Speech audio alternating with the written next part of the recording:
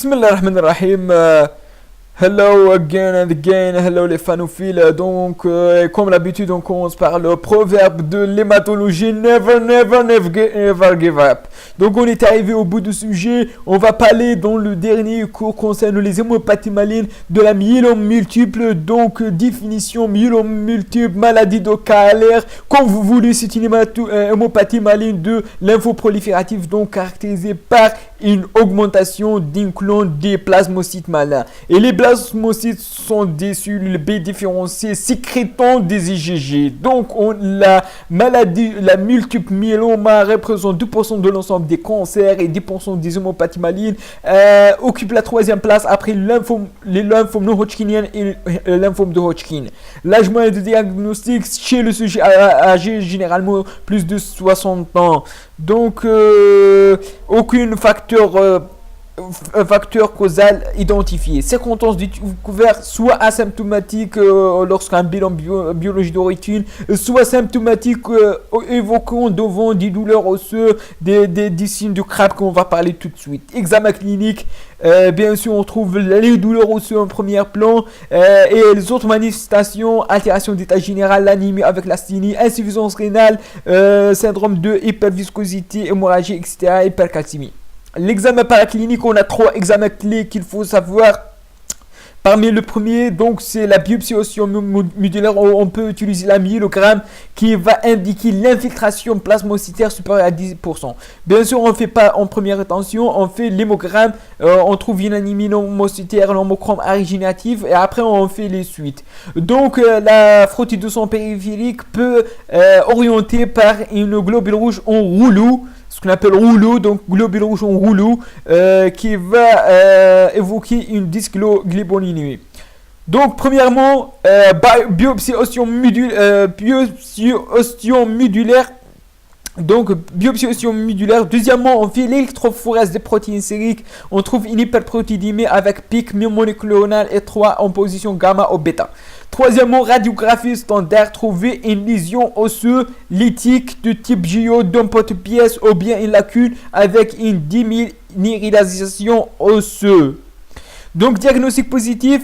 On a un critère de diagnostic de multiple myéloma sont définis par l'International Myeloma Working Group IMWG en 2014. Donc, premièrement, une prolifération plasmocytaire médulaire supérieure à 10%.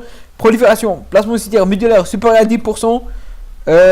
Plus un événement définisse le myélome multiple, c'est-à-dire au moins un des critères Krabbe, c'est-à-dire hypercalcémie, insuffisance rénale, anémie ou lésion osseuse, c'est-à-dire Krabbe, hypercalcémie, renal failure, anemia, and bone disease, and bone lésion, ou bone disease, bone for bone.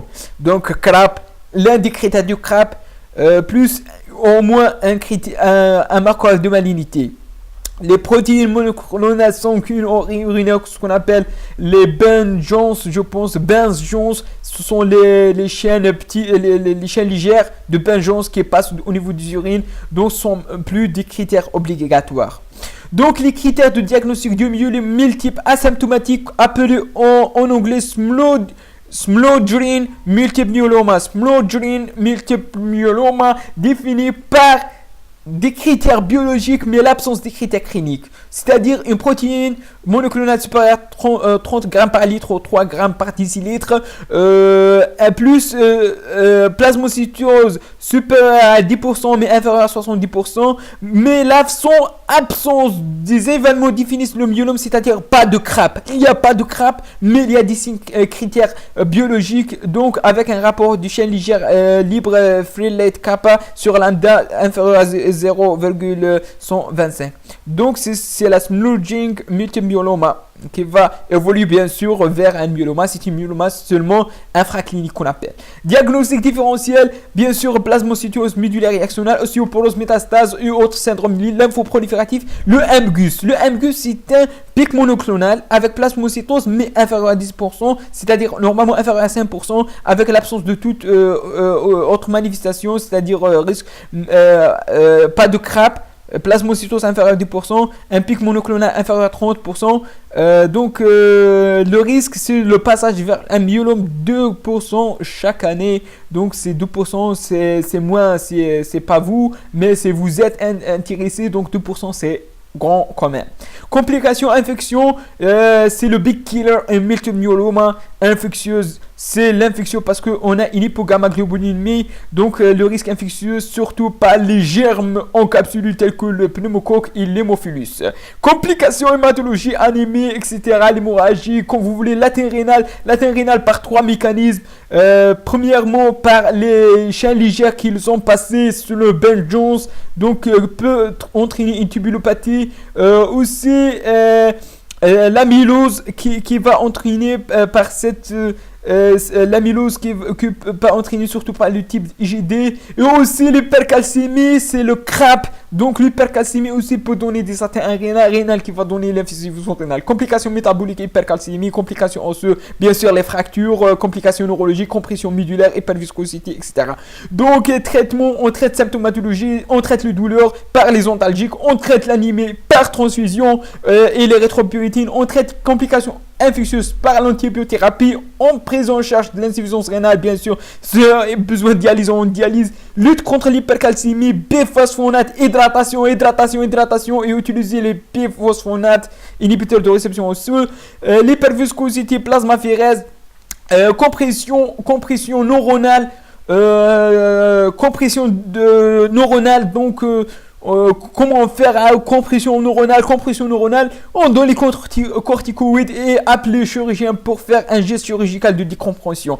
Traitement de fond, on fait la corticothérapie, prodisone, dexaméthasone, chimiothérapie, malvalon, thérapie ciblée, inhibiteur de protéasome, les immunomodulateurs tels que le thalidomide, et les anticorps monoclonaux anti-CD38 d'anatumumab, et aussi l'intensification thérapeutique par le malvalon, haute dose suivie d'une autogreffe des cellules souches hématopoïétiques. Donc traitement, généralement on utilise des triplés dans les chimiothérapies, des triplés, 3 chimiothérapies. Le malvalon c'est très important comme traitement, thalidomide aussi.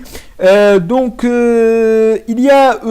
parle d'autogreffe, mais certains auteurs américains, bien sûr, qu'on le respecte toujours, ils parlent que l'autogreffe n'est pas curatrice malheureusement. Pourquoi? Parce que l'autogreffe, c'est nos cellules, donc il n'y a pas risque de rejet, bien sûr. Mais lorsque vous... l'autogreffe, c'est pour principal but de allonger un petit peu la rémission, mais elle reste tout le temps dans notre autogreffe de cellules tumeurs, donc un risque de refaire la multiple myéloma. Elle parle c'est un sujet jeune, elle parle donc de l'âge aussi donc elle parle de allogreffe, c'est-à-dire un allogreffe d'un donneur, d'un autre donneur, mais je sais pas, donc je trouve dans même le collège, il parle de l'autogreffe des cellules souches hématopoïétiques, bien sûr après une chimiothérapie de haute dose. Donc on est arrivé au bout du sujet, multiple myéloma, amgus, splenomegalie, multiple myéloma, donc c'est ça. Donc je vous remercie pour votre attention. N'hésitez pas à cliquer sur j'aime, abonnez-vous sur ma chaîne et à la prochaine, Inch'Allah.